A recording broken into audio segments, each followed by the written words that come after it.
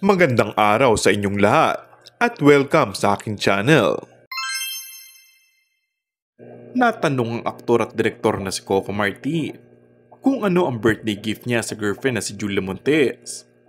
At natawa ng malakas ang aktor saka sumagot ng pagmamahal.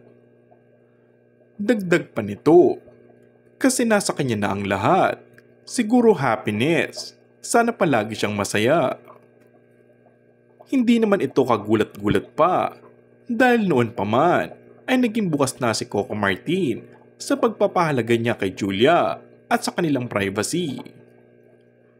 Iginiit pa nito sa isang panayam noon na naiiba ang kanyang buhay pag-ibig sa kanyang trabaho sa industriya ng showbiz. Samantala, ayon sa isang source, ay bongga ang birthday gift ni Coco sa nobya na si Julia matapos niya itong regaluhan ng isang Rolex na relo. Laking gulat daw ni Julia nang makita ang mamahaling regalo ng boyfriend at napayakap ito nang makita niya ang Rolex na agad niya din itong sinuot. Dahil dito, marami ang naginalang bukod sa regalo ay may hinanda pang ibang sorpresang aktor para kay Julia na hindi na nila ipinasilip sa mga netizens.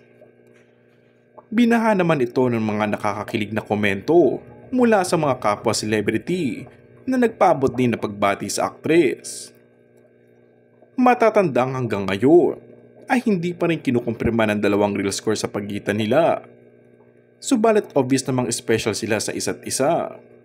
Sabi nga, what you see is what you get.